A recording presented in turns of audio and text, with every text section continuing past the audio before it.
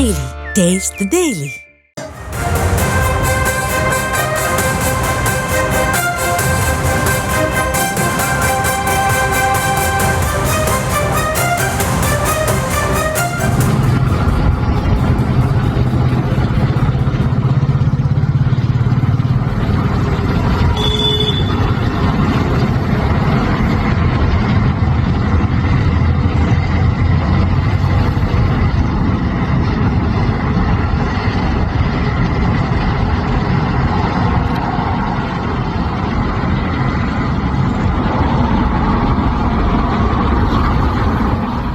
குஜராத்தில் வழக்கமான ரோந்து பணிக்கு சென்ற ஹெலிகாப்டர் விபத்தில் சிக்கியிருக்கிறது. வழக்கமான ரோந்து பணியில் ஈடுபட்டிருந்த போது நிகழ்ந்த விபத்தில் 3 பேர் பலியாகியிருக்கிறார்கள்.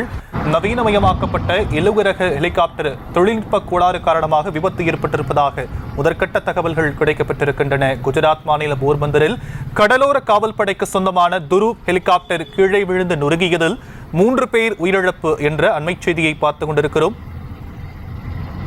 விரிவான விவரங்களை எம்முடைய செய்தியாளர் மதியழகன் வழங்க நாம் கேட்கலாம். மதியழகன், விரிவான விவரம்.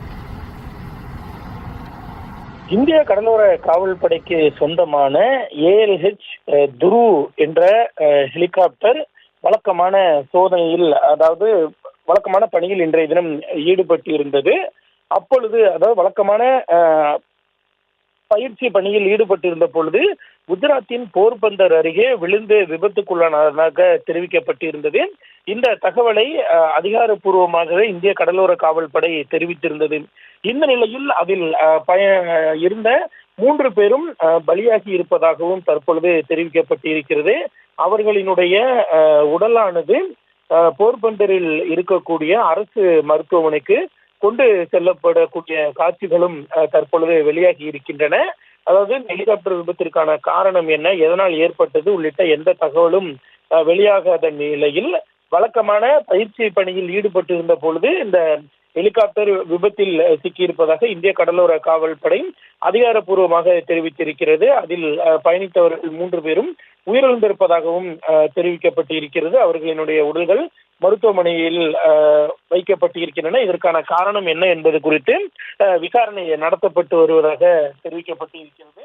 அதாவது இந்த விபத்து நடந்த காட்சிகளை வைத்து பார்க்கும் பொழுது இந்த ஹெலிகாப்டர் என்பது இறங்கும் பொழுதோ அல்லது ஏறும் பொழுதோ விபத்தில் சிக்கி இருக்கலாம் என்ற ஒரு தகவலும் கூறப்படுகிறது. இருப்பினும் என்ன நடந்தது என்பது தொடர்பாக விசாரணை நடத்தப்பட்டு வருவதாக இந்திய கடலோர காவல் படை சார்பில் தெரிவிக்கப்பட்டிருக்கிறது.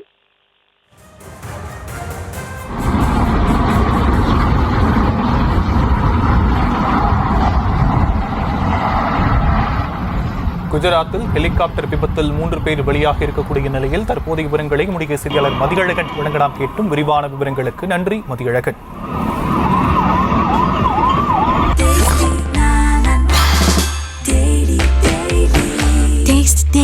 Taste the Daily.